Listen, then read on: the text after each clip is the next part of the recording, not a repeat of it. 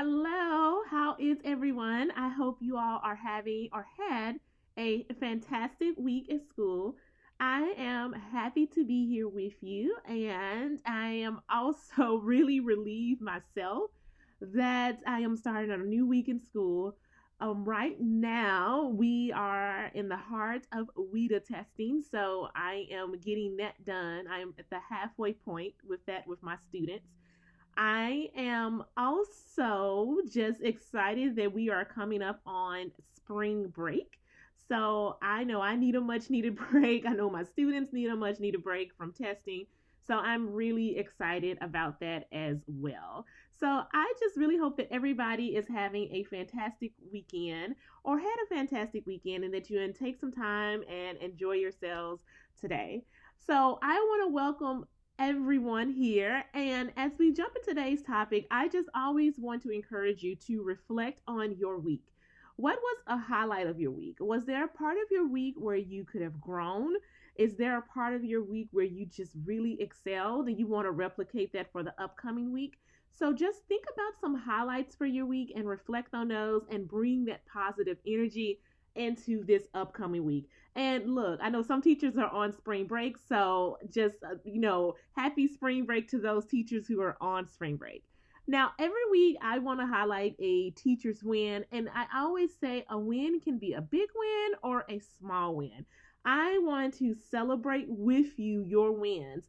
And if you have one that you would like to share, just email me at millie@myadventuresinESL.com and to be able to share that win with you. Now, this week I had a win, and like I mentioned, we are halfway through our WIDA testing. And quite a few students approached me yesterday and they said, Miss Williams, I feel really confident about the reading part of the WIDA. And that just made my heart melt. So I was like, oh my goodness, yay! And I thought about just reflecting on what are some things that I did in the past week to kind of help them boost their confidence. And one of the things that I did was have them do reading assessments, practice tests. And then after I had them do the practice test, I had them actually graph the their scores. And a lot of kids had fives, they had sixes, and I really believe that helped give them a boost going into the assessment. So that worked out really well. So, what we are going to be talking about today is we are going to be talking about using visuals with your English language learners. Now, I know we have all been there where you have asked another educator, hey, like, how are you supporting your students? What scaffolds that you are using to support your students? And I know we've all heard those words. Well, yeah, just use visuals. And I want you to know visuals are an amazing way to scaffold, but sometimes, just in my personal struggle, finding visuals and determining when to use them can be a struggle. Now, as I was strolling through the internet, I just kept seeing how visuals are just an amazing scaffold for English language learners. Even when I was planning with my team, my coworker would say, okay, well, just use pictures. And yeah, I mean, that is a great, simple way to do it. But that was an effective solution, but I was still stuck on when to use them with my English language learners. I would be teaching and then I would be trying to scramble to find a photo in the middle of the lesson. I can just think about times when a student was like, oh, what is that? And then I hurry up to Google Images and try to pull up an image so the students can see what it means. And sometimes I still do that, but not as much using some of these strategies. Now, when I did used to go run search on the internet, the quality of the photos were not the best. They weren't actually depicting what I needed in my lessons with my students. And this was leading to me being frustrated as an educator, and it was eating into my teaching time with my students. Because like I said, the students would be like, oh, I don't understand this concept. And then I would think, oh, okay, I can maybe show a picture for it. But then I'm taking 2 to 3 minutes trying to find a photo. And you all as educators know 2 to 3 minutes is like a lifetime in the classroom. You could be doing transitions. You could be introducing a lesson. So I was really using that time and I wasn't using it to the best of my ability.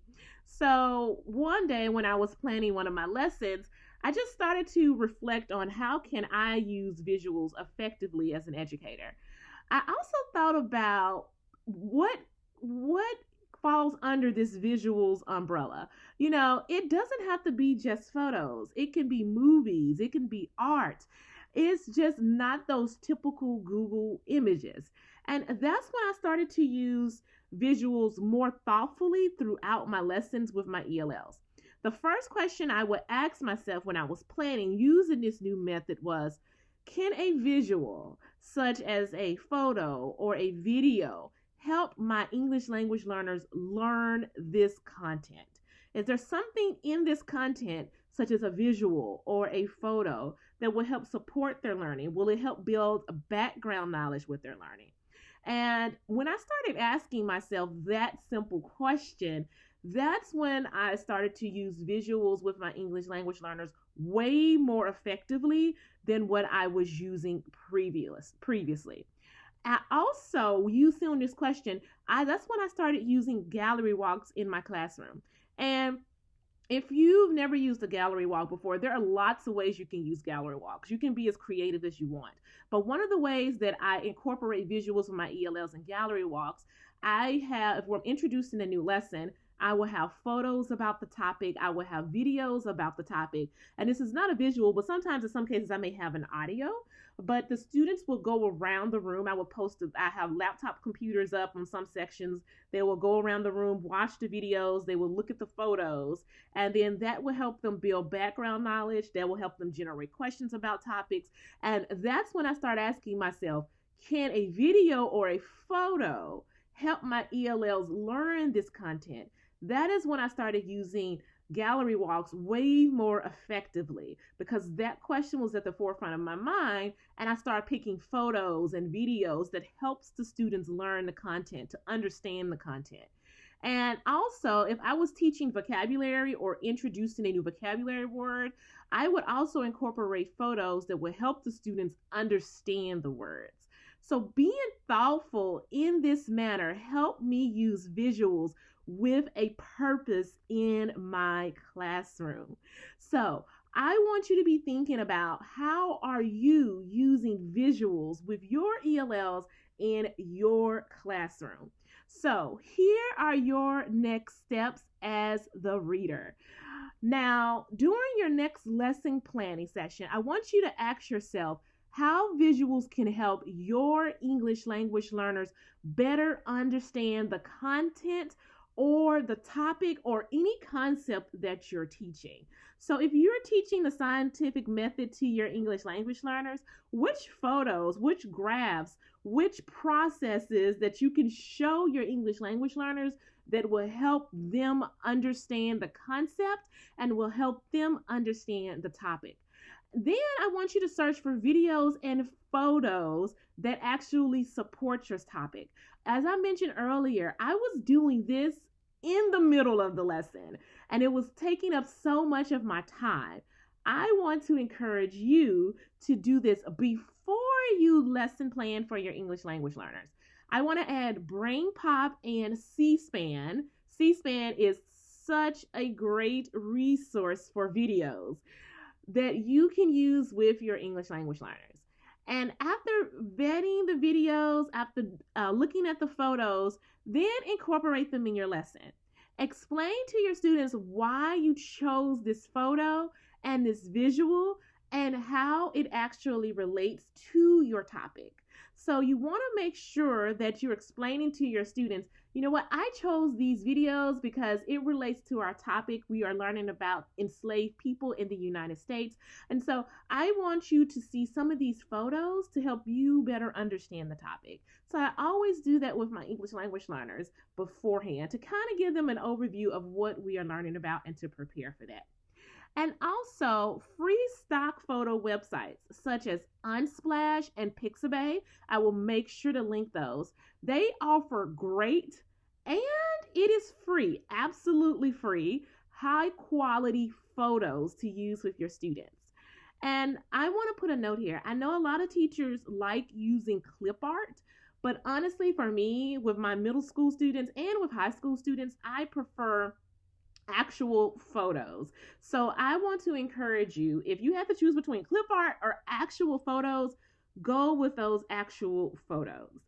Now, if you also are teaching vocabulary, you do want to find high quality photos that accurately depict the vocabulary words that you are teaching your English language learners. Now, here are your next steps. This is what I want you to do. I want you to review your upcoming lessons for this week. And if you're on spring break, then yay to you. But if you're not and you have some lesson planning to do, go ahead and review your lessons for the upcoming week. And I want you to reflect on how you can intentionally add visuals to support your ELLs. Jeannie is here. Hi, Jeannie. And she says she used Pixabay a lot. I love Pixabay. It is such an amazing website. And once again, it's free. It's free and it is a great resource you can use with your English language learners. I also want you to, just like we were saying, go to these websites like Pixabay or Unsplash or Pexels for these high quality photos and use those. See how you can incorporate those in your lesson.